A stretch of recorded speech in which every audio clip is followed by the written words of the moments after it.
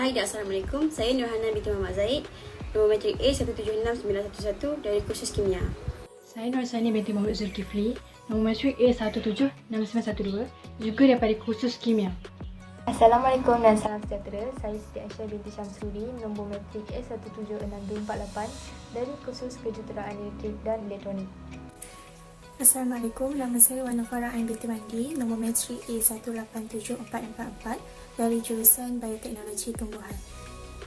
Semut dan lebah adalah sejenis serangga yang mempunyai 3 bahagian badan, iaitu kepala, toraks dan abdomen. Mereka juga mempunyai 3 pasang kaki dan juga sesungut. Apabila mereka sampai ke buat dinam dulu, berkata seekor semut, "Hai semut sekalian, masuklah ke sarang masing-masing. Tangan Sulaiman dan tenteranya memijak serta membinasakan kamu." Sedangkan mereka tidak menyedarinya. Terjemahan ayat yang dibacakan tadi adalah dari surah ke-27, iaitu surah An-Naml. Berbalik pada ayat ke-18 tadi, jelas Allah menceritakan bagaimana semut berkomunikasi antara satu sama lain.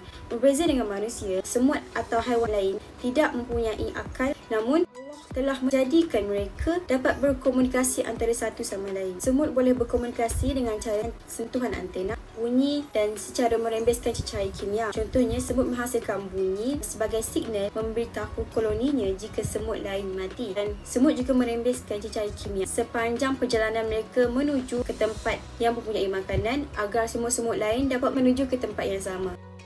Saiz semut ialah antara 0.08 hingga 1 inci dan terdapat lebih daripada 10,000 spesies semut di dunia. Semut mempunyai 400 sektor bau, berbeza yang menjadikan ia serangga dengan sektor bau paling banyak. Fakta menarik mengenai semut ialah semut dapat bawa beban atau objek yang mempunyai berat anggaran 30 kali ganda daripada berat badan mereka dengan menggunakan rahang bawah mereka. Hal ini kerana nisbah ketebalan otot kepada saiz badan mereka lebih tinggi daripada haiwan yang bersaiz besar, membolehkan daya yang lebih besar dihasilkan untuk mengangkat beban. Walau bagaimanapun, berat beban yang boleh diangkat berbeza mengikut spesies semut. Sifat yang kita boleh contohi daripada semut ialah cara mereka bekerjasama dalam setiap apa yang mereka lakukan, seperti mencari makanan, membuat sarang dan melindungi diri. Seperti dalam video ini, semua semut menyatukan kaki mereka untuk membentuk satu rakit bagi mencari tempat tinggal baharu akibat banjir. Dapat kita lihat mereka terpaksa meredah bahaya sebelum sampai ke tempat yang selamat. Tetapi mereka tetap berpegangan antara satu sama lain dan tidak berpecah belah untuk menyelamatkan diri masing-masing. Lebah merupakan salah satu binatang yang Allah sebut di dalam kalamnya. Ini boleh dilihat pada surah An-Nahl ayat 68. Allah berfirman yang berbunyi begini, "Dan Tuhan mewahyukan kepada lebah, buatlah sarang-sarang di bukit-bukit, di pohon-pohon kayu dan di tempat-tempat yang dipikir manusia."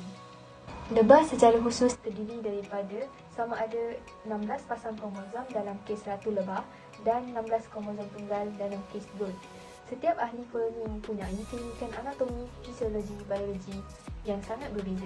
Ada lebah betina yang akan menjadi ratu, lebah jantan yang menjadi drone, dan ada juga lebah pekerja yang berasal dari lebah betina tetapi organ pembiakannya tidak berkembang.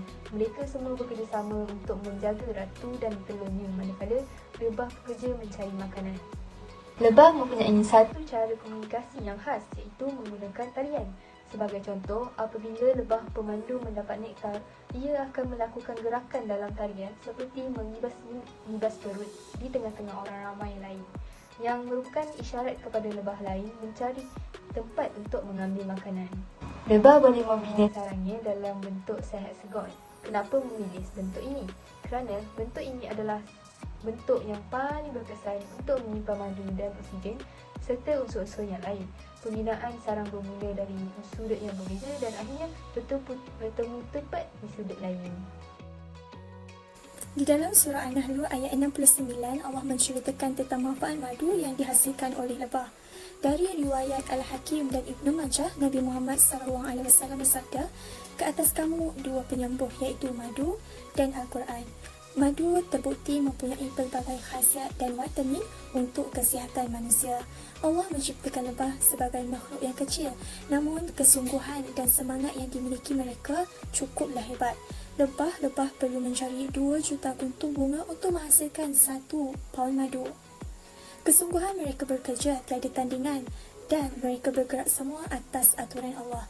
Manusia perlu mengambil iktibar dari kisah lebah. Sebagaimana madu yang dihasilkan lebah memberi manfaat kepada manusia, begitu juga diri kita hendaklah memberi manfaat kepada manusia lain.